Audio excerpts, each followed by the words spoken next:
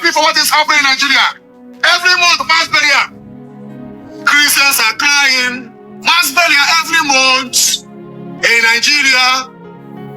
Thousands of Christians have been killed every year. The world is keeping silent. We are dying. The world is keeping silent. We are dying. Mothers are crying. Many fathers are crying. Children are crying. Christians are dying in Nigeria. Mass burial every month in Nigeria.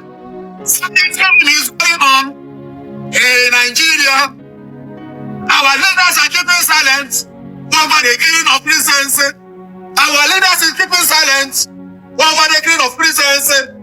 Every month, mass burial, 3,000 prisoners are dying. President Muhammadu Buhari, the President of America. Nigerian Christians are dying. Help Nigerian Christians. President Muhammadu Buhari, help Nigerian Christians. We are dying every month. Mass burial in Nigeria. Every month, mass burial. We are dying. Every year, thousands of Christians will be buried. Mass burial. Now mass burial is going on. And our leaders don't care. Donald Trump, please help Nigerian Christians.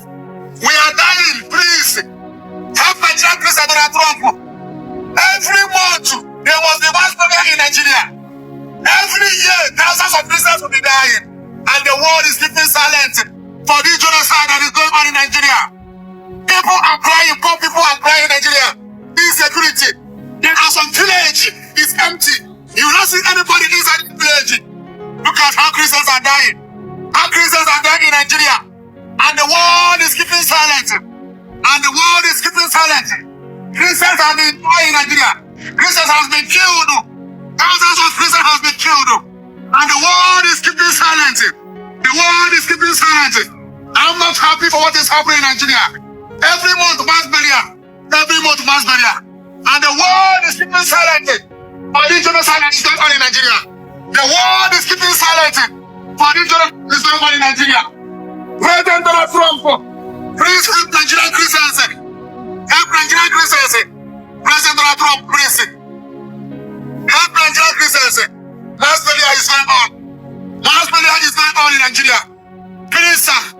Mass burial, help Nigerian Christians. If you stand up to speak up in Nigeria concerning the claim that is going on, then we arrest that person. If we come out to do peaceful protests concerning the claim that is going on in Nigeria, then we throw out tear gas, then we shoot many people that kept that are doing the protests. President Donald Trump, please, sir, help Nigerian Christians with the authority you have. Christians with the authority that God gave to you. President Donald Trump, please help Nigerian Christians with the authority that God gave to you as the President of America. Please, do not forget Nigerian Christians. Help us. Christians have been slaughtered. Silent killing is going on in Nigeria. You know, everybody are talking about Fulani henchmen everywhere. Insecurity everywhere.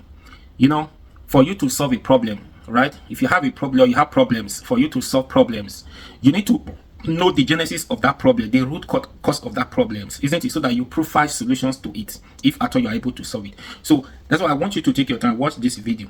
The genesis of of Fulanis in Nigeria, how they started coming into Nigeria, and the role our leaders play about these Fulanis that we're talking about today, especially the late Buhari's, the role of Buhari's in these whole issues, how he was able to spread around across the region. Because for you to solve a problem, like I said, you need to know the root cause of that problem. You have to trace the root. You solve the problem from the root. You cannot start from the middle. Do you understand? So even if you decided to cut them, just like a branch or trees, if you cut them, the tap root, right, is still there. Those, they are still going to come up, germinate, right? So except you go deeper, you go to the root. So this is the genesis, and this is the problem. This is the roles of our leaders. Are they being, they have tackled this issue from the beginning, when it was just Lichi. At that time, it does not matter. Buhari was the president. Remember, don't forget, Buhari said, if you kill one, if you buy one Fulani, you buy the whole of the north. That was the statement of Buhari when he was the president. Just imagine. But today, he's gone. He's no more alive. He left the problems that he created. Now, watch this video to the end. Please, after watching the video, please subscribe for more. Because for Buhari to issue that statement that time, if you buy one Fulani, you buy the whole of the North. That was agenda. Right? It's the same thing today. Now, Fulanis can buy anybody. It doesn't matter. But if another person should come after them, buy them, it becomes a problem. Do you understand? It becomes a problem. So please take your time, watch this video to the end. What this professor said, how this professor explained this video. It's not as if our leaders today, they still do not know the solution. It is doable, solvable, but because of politics, everything has been politicized. Nobody are ready to solve the problem again. Fear, fear, fear. Now, Fulani don't get upper hand. Imagine. Oh, please watch this video and subscribe for more. In a way, the killings are senseless. But if you are the one doing the killing, it makes sense. A lot of Nigerians don't appreciate our history. They don't also appreciate what has been happening in this country, especially in the past few years. I believe that if people know history, they will know why the Fulanis are doing this. If people know our recent history, they will know that there is an attempt to grab a lot of land from the people of this country for the Fulani of the whole world. For people who don't know, the Fulanis have their original homeland in Guinea, that is in Futajalon. And they had an outing from Guinea. From 1804, the outing in Nigeria was represented by the Usman Dan Fodio Jihad. It succeeded. There was a caliphate which they established outside even the boundaries of this country, because the caliphate from Sokoto, if you go up country, it went into Chad, it went into Niger.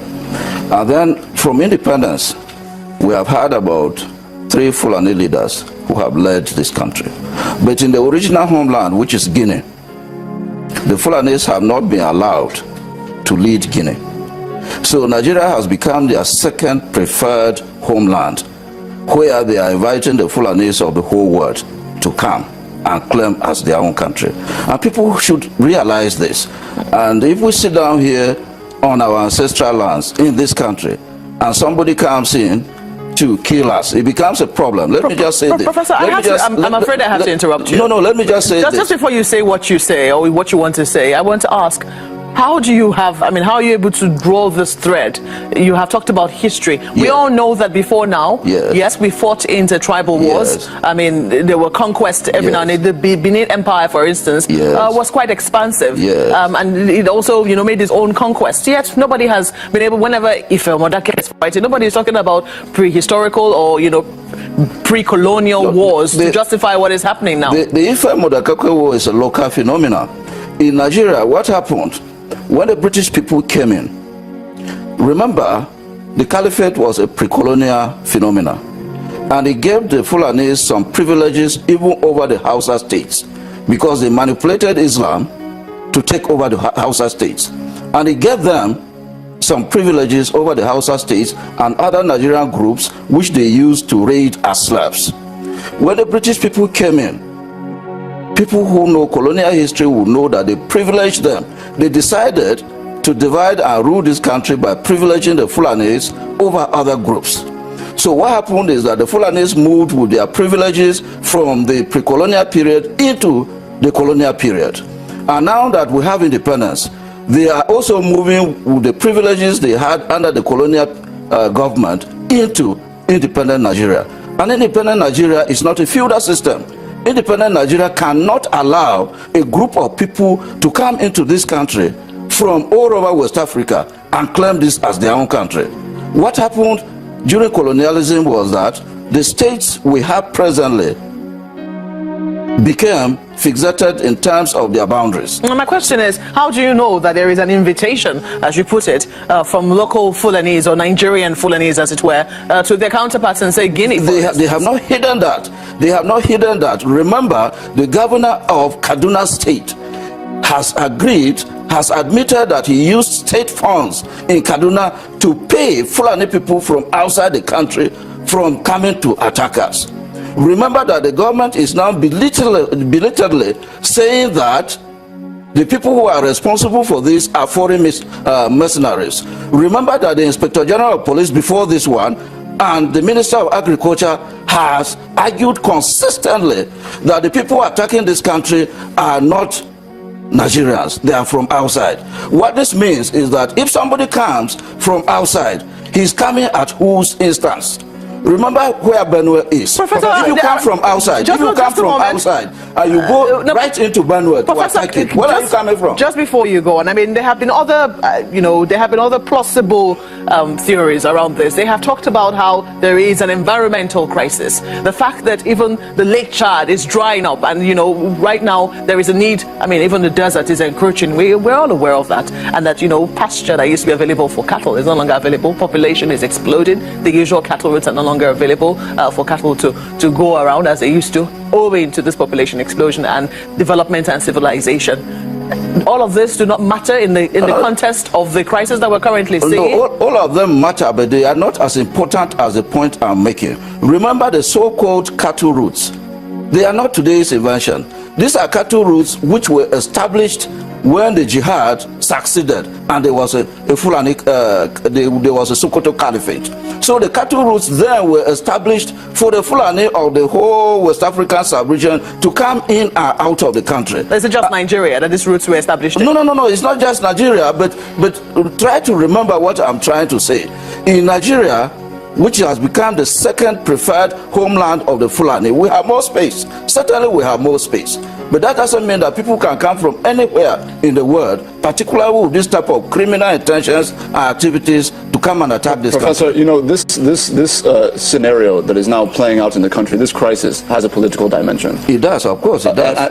But the question is, where are you looking at it from, and what conclusions are we drawing? Because in 2015, during the elections, we recall very clearly, some of us who were watching the campaign, that the PDP made very strong allegations against the APC candidate at that time, who is now the President Muhammadu Buhari, that he had a plan to Islamize the Federal Republic of Nigeria upon his assumption of office. Now all of a sudden these Fulani herdsmen are coming in, they say they're Fulani herdsmen, are coming into the country. Some people are saying they're foreign terrorist groups, depending on who you choose to believe. And now there is an allegation that this is linked back to a promise, an allegation that was made during the political campaigns. Now, if this is political, what is, in your view, what is the leadership behind this movement that's going on right now? Well, let me just say one thing quickly. Since our independence, anytime we have a democratic dispensation, the Fulanis, because of the way they organize, normally cut deals with every other prominent politician who is likely to be the president of this country. That is one reason why at a point they gave Jonathan to be their own patron, something like that. They dressed him up, they gave him a certificate every person knows. Of course, Muhammadu Buhari has a very interesting distinction, which we must appreciate. First, during the PTF days, during Abacha period, he was in charge of the PTF. And he is the one who attempted to resuscitate the grazing reserves that were established in this country. We are just happy that Abacha died and this plan could not set through. But secondly, Muhammadu Buhari, who is the current president, has also championed the interest of Fulani herdsmen. At a point from a few years back, he went to Oyo and he was trying to query the state governor then why the Fulani people were killed in Oyo state. As a statesman, he was doing that. And then currently, if he's the president, other Fulani interests have actually said that they put him there. So if this thing is happening and he is not in a position, let me just make this point, sorry, please. Let me just make this point quickly. I'm afraid I have to interrupt you, Professor, because some of the things that you have said, we are all here in this country. You also have to be very circumspect the things that we're saying. When we talk about empirical evidence, when you say that a group of people put the president there, well, they claim so. They claim so. But you were. I want to believe that you're not stranger to this country. Yes. You've been in Ahmadu Bello University. The president has contested a number of times. Yes. And it was at this last time that he won. Yes. And it was through elections that were said to be credible. So when you say that a group of people put the president there, should we really be going with insinuations like that? No, where the insinuations, if a president comes this herdsman crisis is actually threatening the future of this country. And tell me just one single thing which this president has said, which will convince every Nigerian that he takes the lives of Nigerians as a priority. This is a president, immediately he came into power, some northern governors saw him and put pressure on him about cattle rustling. And you know what the president did? He put on his camouflage, he went to Zamfara, he launched a military exercise to contain cattle rustling. Just wondering, now that you've just mentioned cattle rustling, who are those people rustling cattle here in Nigeria? If the Fulanis, the local Fulanis have been affected, you know, their cattle being stolen, I mean, we've seen many operations, even in Kano, of thousands of cattle being recovered from those who are rustling cattle. How can you then say that the same Fulani people are inviting other Fulani people from other ethnic nationalities to take over land here in Nigeria? Look, I think it is important for you not only to be in this studio. The person who is the king of rustlers is in a forest in Zamfara. He calls himself Buhari Ndaje. He calls himself Buhari Ndaje. And every person knows. And people in government is of what ethnic group? That's he is Fulani. He is Fulani. So why is he there rustling the cattle of fellow Fulanis? They are using that as an excuse to attack other people. We are dealing with people who are strategizing. We are dealing with people who are master strategists. They are just using this as excuses. Professor, you know, this morning there has been some specificity now attached to the notion that foreigners have invaded Nigeria. Yes. Now, they have now specifically stated it is Islamic State, according to security reports. In your view, is this something that has multiple strands, or is it just very kind of single-stranded when you talk about the factors that have come together? I'm sorry, when you talk about the forces that have come in purportedly into Nigeria to create this kind of mayhem? Well, I have made my point. I'm not a security person. I'm just a teacher. But the truth of the matter is that this thing has been going on consistently for several years. It is just very sad and unfortunate, but that's how Nigeria works. That the security people will be coming out belatedly when the attention of every person is being drawn to this fact, and every person is becoming quite clear on the fact that if we are not careful, this will lead to the destruction of this country. The point I'm making is that even in the past, we knew that the people who were coming in were foreigners. They were foreign elements. But you see, the interesting thing is that if you come from outside, and then you go deep into the country, like to a place like Benue, it means that there are local people supporting you.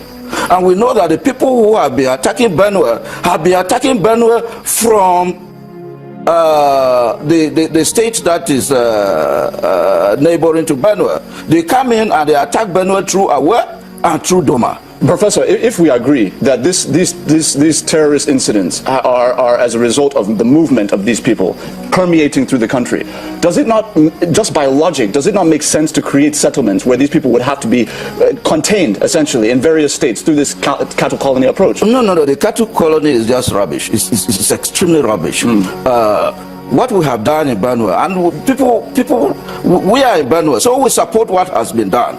If you want to produce livestock, keep them in ranches. That is the way to go.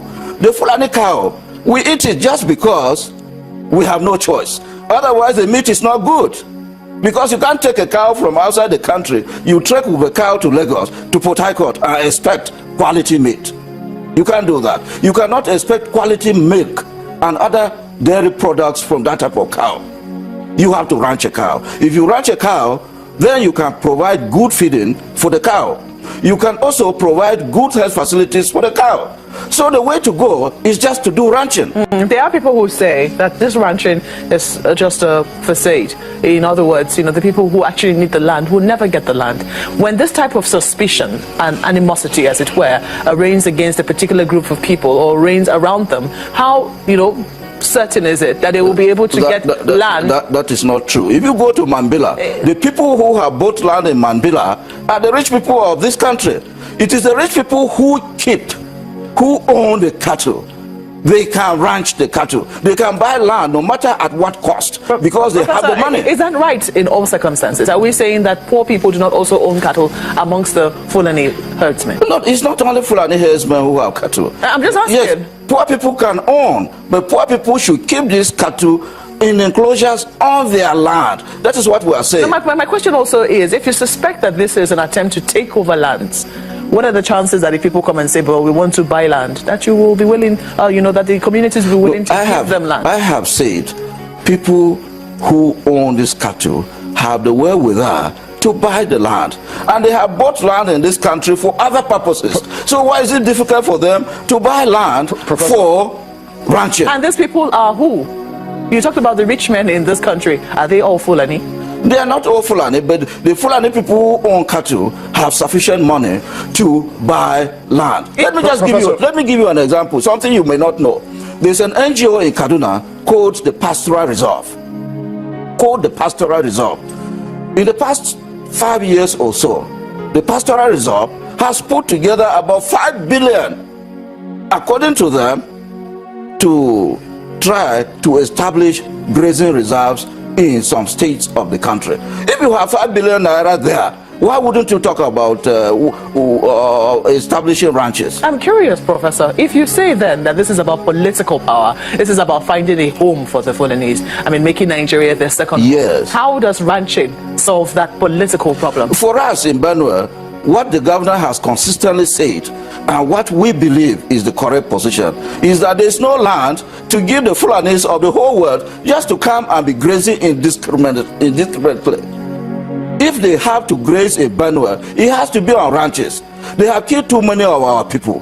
They have caused a lot of problems. And mind you, even the people who are not killed, if you destroy their farms, if you destroy their homes, it means that it is genocide. Professor, talking about. Professor, when you say they, essentially what you're doing is painting a very broad stroke over a number of people, and that can be very dangerous, because if nativist tendencies emerge and we begin to say they, all of these people are now terrorists, it's very dangerous. It is not dangerous. It's not dangerous. It's not dangerous because the umbrella bodies of the Fulani have indirectly claimed responsibility for this. They have threatened everybody. They have said blood will flow, and then the patrons of these Fulani groups, who are ranking traditional rulers, have also supported them. So if the patrons are supporting them and saying that they are not doing this, if the umbrella bodies of the Fulanis themselves are saying that they are taking responsibility for this, why should I not be broad-minded? The reason that presupposes that the purported security reports that the IS has a hand in the invasion of these people. That presupposes that that's completely false. This is simply an ethnic agenda within Nigeria. I have told you before, this thing has been happening for more than 5 years. Where were the security people when this thing was happening? Why are they bringing this report just yesterday? But I've told you I'm not a security person. But I doubt why they are bringing this security report now. Why are they bringing it now? I have one final question, Professor. If this is indeed, as you say, an ethnic agenda amongst actors within this country, why is it that these people have been doing what they've been doing now for decades, really for centuries, and all of a sudden it's becoming extremely violent? Well, it's becoming extremely violent because they are being emboldened. They are emboldened. I told you that they strike this with every presidential candidate or every president that comes into the country. So as they strike this, things work for them. They started this in the plateau, and they boasted that they will go to Benue.